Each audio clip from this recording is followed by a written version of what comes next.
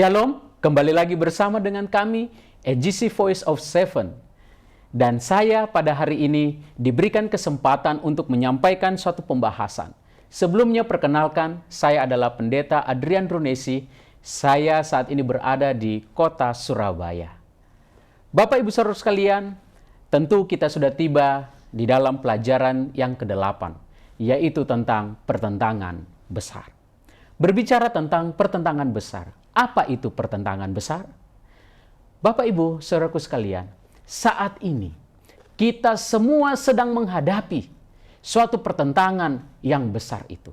Di mana pertentangan itu adalah pertentangan yang awalnya terjadi antara Lucifer atau antara setan bersama dengan Allah.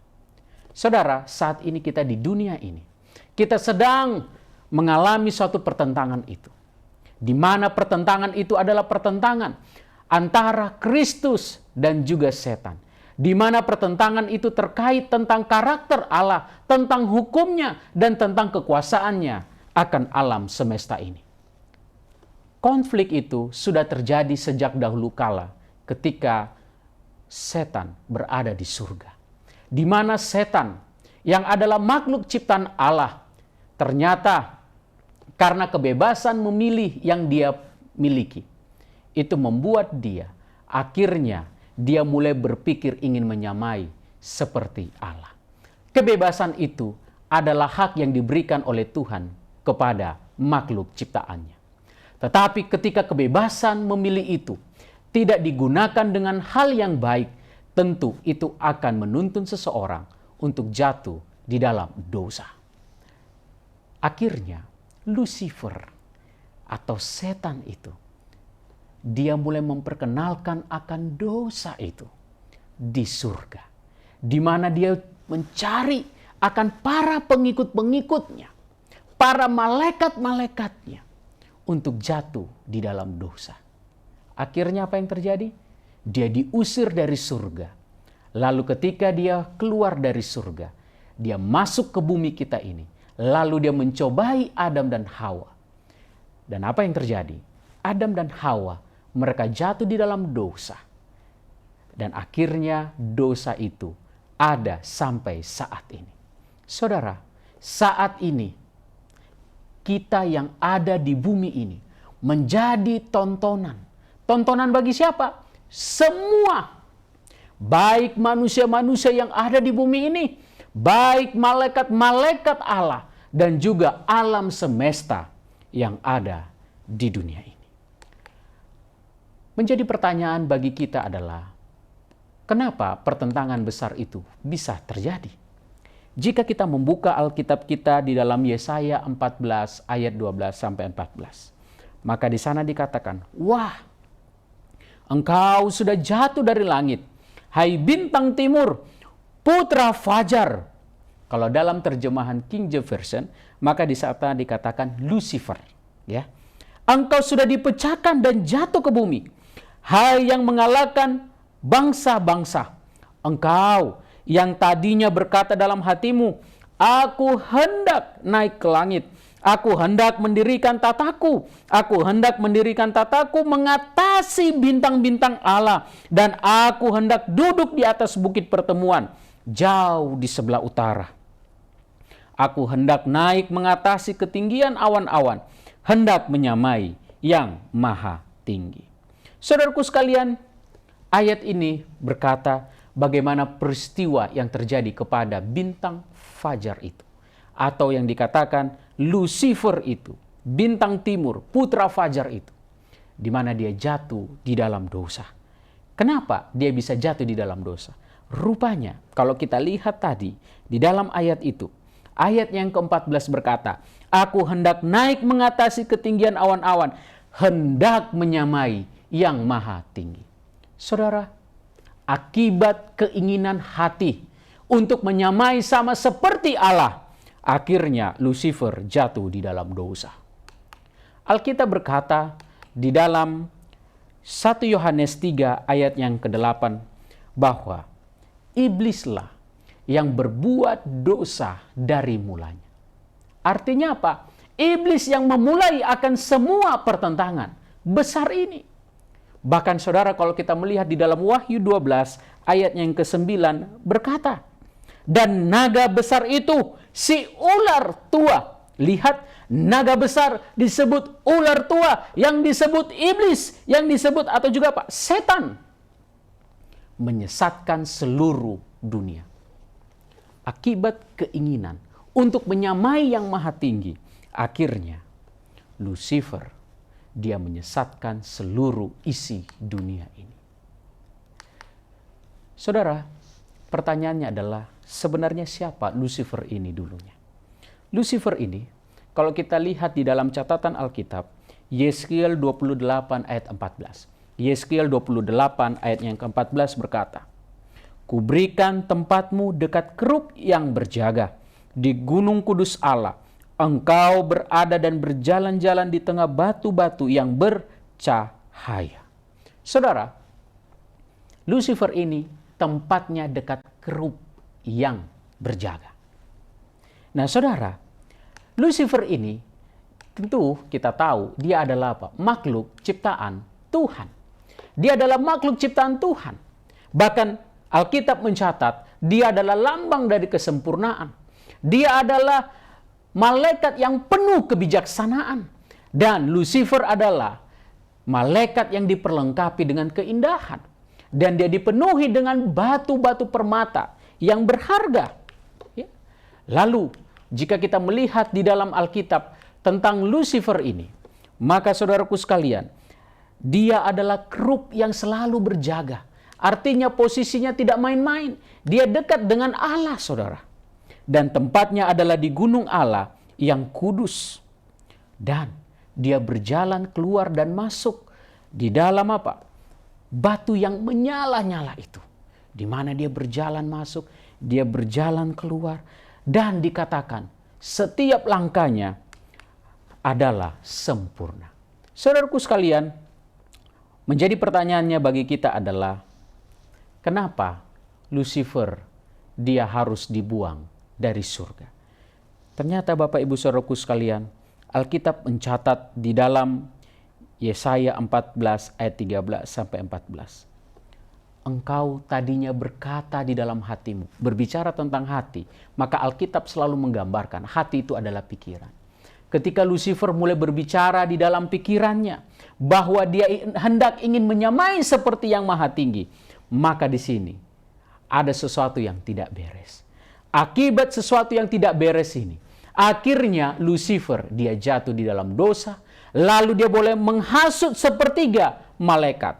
Saudara, kalau kita lihat di dalam Yesaya 14 ayat 12 tadi dikatakan ya, bintang timur itu ya, atau putra fajar itu, Lucifer itu, ternyata saudara dia sudah dipecahkan dan jatuh ke bumi. Artinya saudara, dia sudah keluar dari surga oleh karena perbuatan dosanya. Di dalam Lukas 10 ayat 18, Lukas 10 ayat 18 dikatakan, lalu kata Yesus kepada mereka, aku melihat iblis jatuh seperti kilat dari langit. Jadi bayangkan saudara, ketika Lucifer itu dia jatuh seperti kilat, begitu cepat dia jatuh. Satu pelajaran saudara, ketika seseorang ingin menyamai seperti yang maha tinggi, ketika seseorang ingin mendapat posisi yang sangat tinggi saudara, ternyata saudara, itu juga sangat gampang untuk membuat dia jatuh. Saudara, kadangkala kita pun seperti itu. Kita ingin mencapai sesuatu yang tinggi, terlihat hebat, tapi tanpa kita sadari, seringkali akibat perbuatan-perbuatan yang tidak benar, maka seringkali itu membuat kita menjadi jatuh sangat cepat sekali. Pertanyaannya saudara, kemana Lucifer ketika dia diusir? Di dalam Alkitab dikatakan dalam Wahyu 12 ayat 3 dan 4, maka di sana dikatakan pada saat itu Lucifer bersama dengan sepertiga malaikat yang memberontak di surga. Mereka diusir dari surga. Di dalam Wahyu 12 ayat 7 sampai 9, jika kita membuka Wahyu 12 ayat 7 sampai 9, maka saya bacakan, maka timbullah peperangan di surga. Mikael, siapa Mikael ini? Mikael ini adalah Yesus dan malaikat-malaikatnya berperang melawan naga itu. Dan naga itu dibantu oleh malaikat-malaikatnya. Tetapi mereka tidak dapat bertahan. Mereka tidak dapat mendapat tempat lagi di sorga. Dan naga besar itu, si ular tua yang disebut iblis atau disebut setan, yang menyesatkan seluruh dunia, dilemparkan ke bawah. Ia dilemparkan ke bumi bersama dengan malaikat-malaikatnya. Saudara, ayat ini katakan dia dilemparkan ke bumi. Tapi pertanyaannya, ke bumi yang mana, saudara? Jika kita membuka Alkitab kita, 1 Korintus 4 ayat 9. 1 Korintus 4 ayat 9 berkata, sebab menurut pendapatku Allah memberikan kepada kami, para rasul, tempat yang paling rendah, sama seperti orang-orang yang telah dijatuhi hukuman mati. Sebab kami telah menjadi tontonan bagi dunia, tontonan dunia bagi malaikat-malaikat dan bagi manusia. Lihat saudara, baik-baik ayat itu. Tontonan bagi dunia, bagi malaikat, dan bagi manusia. Ini artinya saudara, berbicara tentang alam semesta. Artinya saudara, ketika dia diusir dari surga, ternyata dia tidak hanya masuk ke bumi kita ini. Dia mencobai masuk ke bumi-bumi yang lain, yang ada makhluk ciptaannya. Tetapi mereka tidak jatuh di dalam dosa. Tetapi saudara, apa yang terjadi dengan kita? Ketika Lucifer masuk ke bumi kita ini, akhirnya bumi kita mengalami kejatuhan di dalam dosa.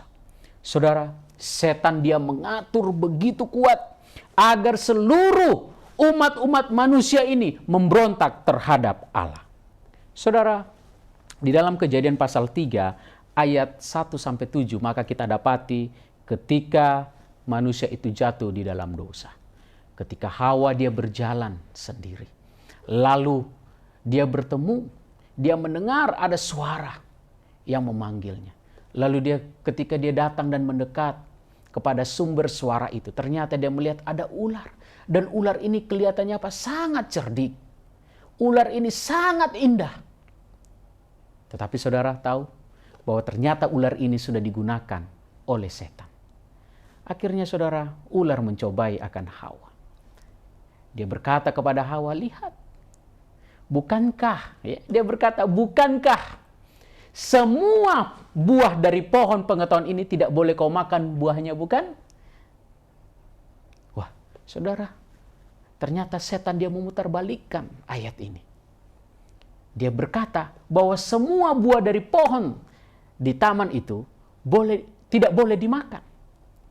Padahal kita tahu bahwa sebenarnya Allah telah berfirman kepada Adam dan Hawa bahwa semua buah dari pohon itu boleh dimakan, tapi pohon yang di tengah tidak boleh dimakan. Tetapi saudara, singkat cerita, Lucifer dia memberikan contoh kepada Hawa, lihat, aku memakannya dan aku tidak mati. Dan itu akhirnya membuat Hawa juga tertarik, dan akhirnya dia makan buah itu dan dia jatuh di dalam dosa. Lalu dia pergi kepada suaminya Adam, dia berikan buah itu, dan akhirnya mereka jatuh di dalam dosa. Bapak Ibu Saudara sekalian, contoh dari Adam dan Hawa ini, inilah pertentangan itu. Di mana ketika manusia mulai tawar, ketika manusia mulai meragukan akan firman Allah oleh karena tawaran-tawaran setan, maka seringkali itulah yang membuat kita jatuh dalam dosa. Ketika ada keraguan-raguan terhadap firman Allah, keraguan-raguan terhadap setiap pernyataan Allah melalui firman-Nya, melalui Alkitab ini, maka seringkali saudara, disitulah setan akan menggunakan waktunya untuk menjatuhkan kita di dalam dosa. Dan akhirnya bumi semakin rusak. Alkitab mencatat dalam Kejadian pasalnya yang ke-6. Jika kita melihat Kejadian 6 ayat 5, 11, dan 12. Bumi semakin rusak dan manusia menjalani hidup yang rusak. Tetapi saudaraku sekalian, Allah merencanakan sesuatu, yaitu oleh karena bumi yang sudah rusak ini, akhirnya Allah memilih seorang hambanya, seorang nabi, yaitu Nuh. Tuhan memilih melalui Nuh, di mana Nuh boleh mempersiapkan agar manusia atau umat-umat yang ada pada saat itu, mereka boleh mengalami satu pertobatan. Tetapi saudara, apa yang terjadi? Ketika Nuh dia sudah berkhotbah, Sekian lama dia berkhotbah, tapi yang bertobat hanya 7 orang. Tambah dirinya menjadi 8. Nah, sangat bahaya saudara, jika pengkhotbah sudah berkhotbah, sudah mengajar, tapi kalau dia sendiri tidak bertobat. Tetapi Nuh dia bertobat, istrinya bertobat, anak menantunya bertobat.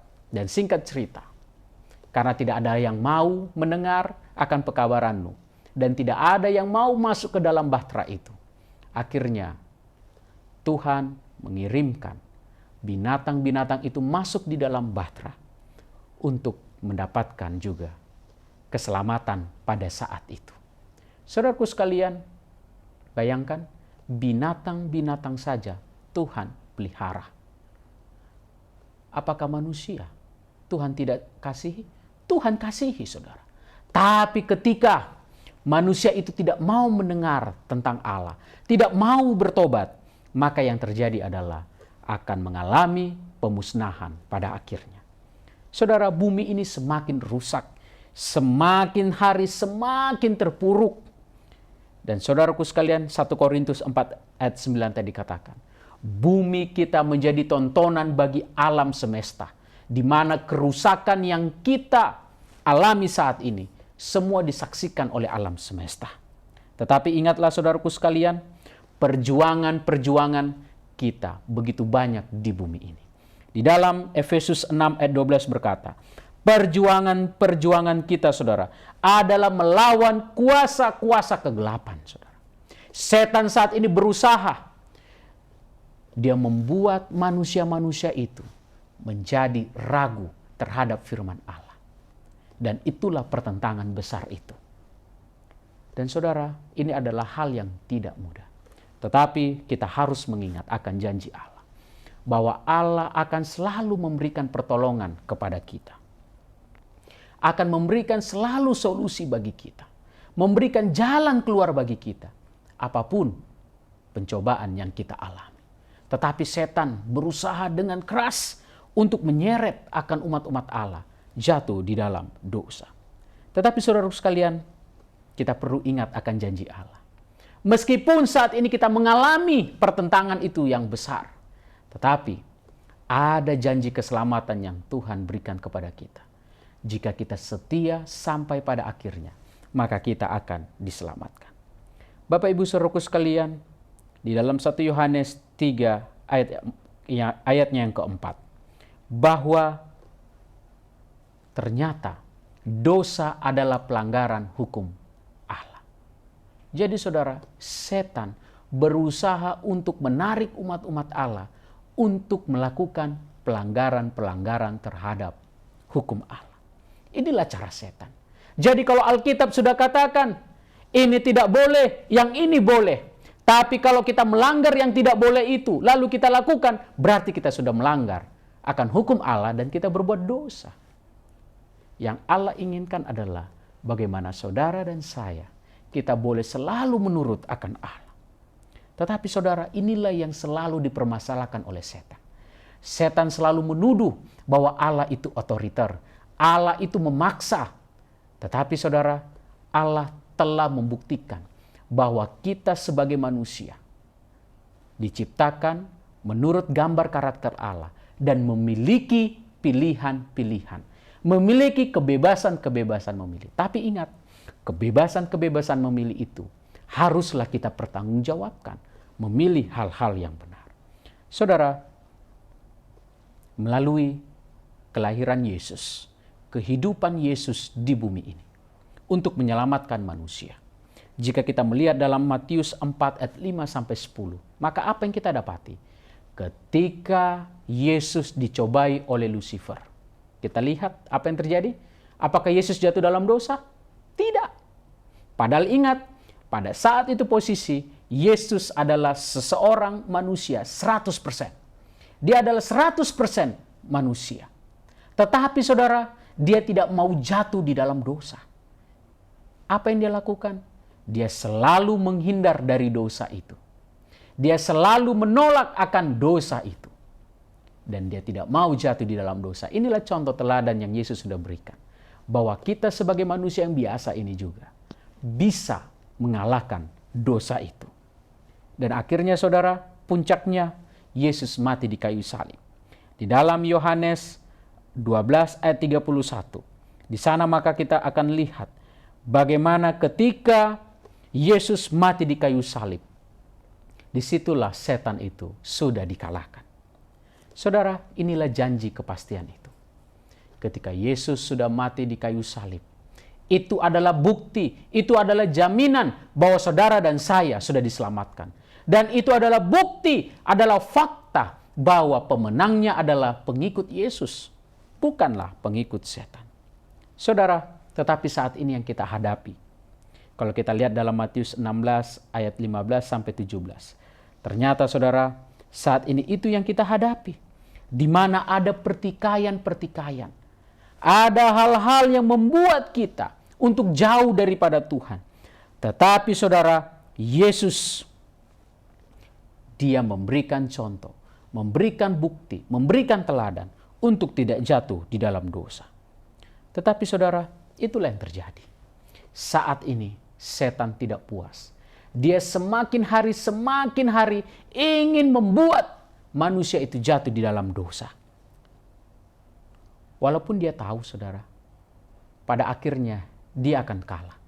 Tetapi dia berusaha supaya lebih banyak yang mengikut dia.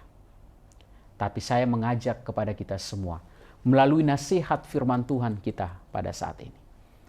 Mari saudara, kita selalu mengikut akan Yesus.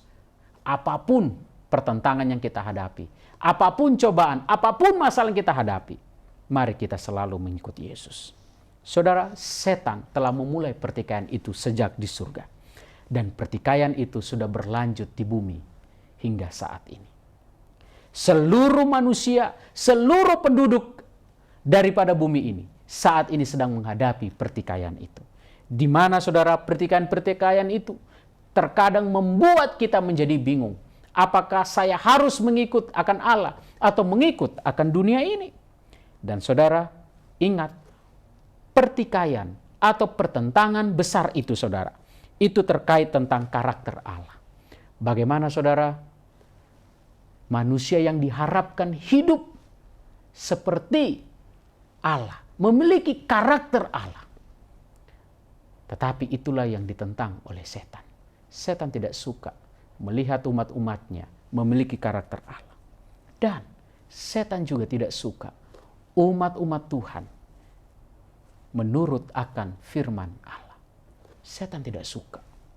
Dan setan juga saudara tidak suka ketika manusia mengakui bahwa Allah adalah pemilik daripada alam semesta ini. Dia tidak suka.